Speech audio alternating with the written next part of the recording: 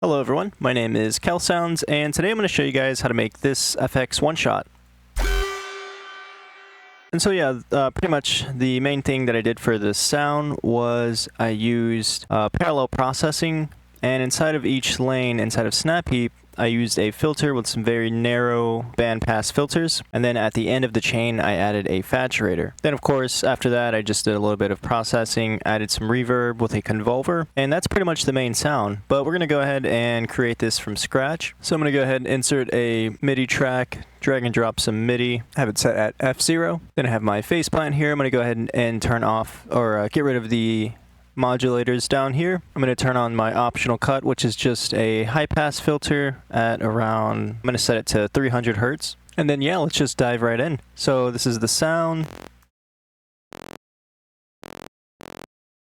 And I think I'm going to use two analog generator square waves. So the first one, I'm going to leave it as is. And then the second one, I'm going to turn it up to 2 and turn down the level to 50%.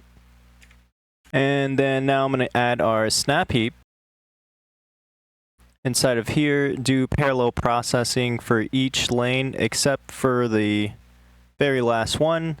I'm just going to put a saturator in here. Turn up the drive all the way. And then I'm going to turn the fuzz up as well. Then I'm just going to disable it. And for each group, I'm going to put a filter and do a bandpass. Turn up the Q almost all the way, and then turn up the slope to like probably all the way actually, or like 5. And then now I'm just going to duplicate it for each lane. And then I'm going to move them around a little bit inside of each lane. And the next thing I'm going to do is modulate the cutoff by a little bit for each one. Then now I'm going to turn on our saturator. And actually I think I'm going to rename this macro to cutoff. Then for our macro 1 inside of faceplant, I'm going to go ahead and modulate the cutoff inside of our snap heap. And it should sound like this.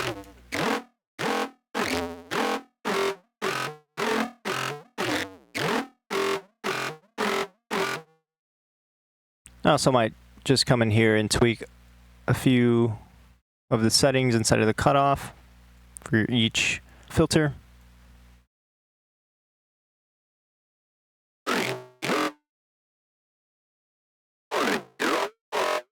And then now I'm just going to automate the macro 1 inside of Ableton.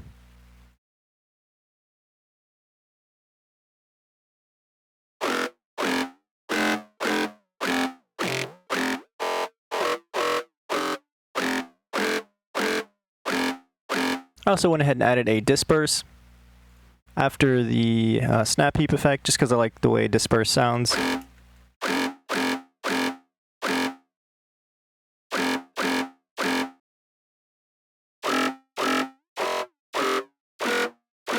then after the disperse, I went ahead and compressed the signal with a dynamics.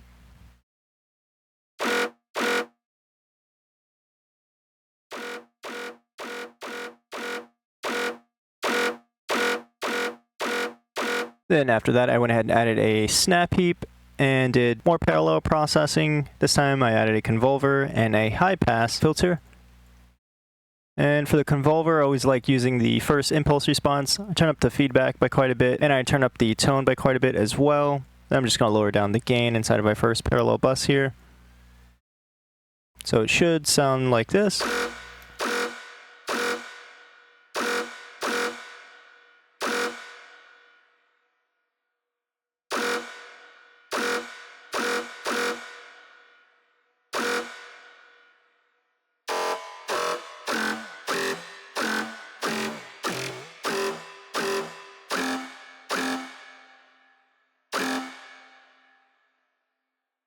I come back in here and just mess around with the settings.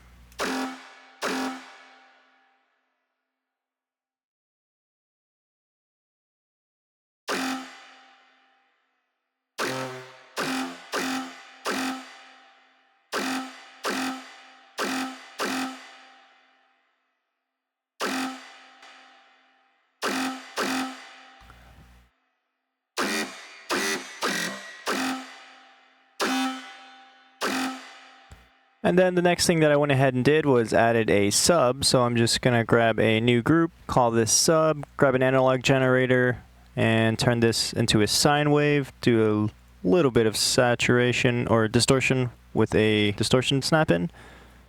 And then add an envelope, send it to lane 2, turn on my optional cut. And then I'm just going to mess around with the settings, so I turned up the slope a little bit. Mess with the Q. Oh, that's perfect. I'm going to also go ahead and turn on our limiter. And then for our post-processing, I just added a shaper.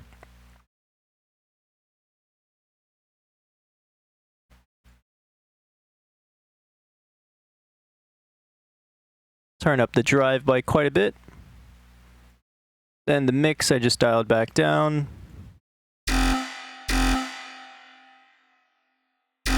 Then the last thing that I did was went ahead and turned up the end gain inside of our limiter. And that is how you make the effects one-shot. So pretty much all the work is happening inside of the snap heap.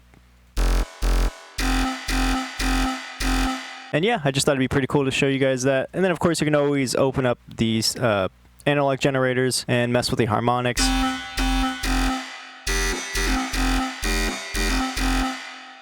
To get different sounds, and then mess with the automation of our macro knob, which is controlling the cutoff inside of our snap heap.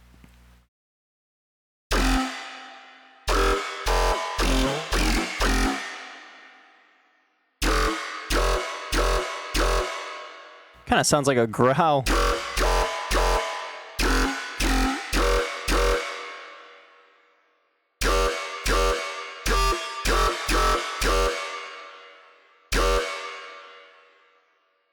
What happens if I use a sawtooth wave? Let's see.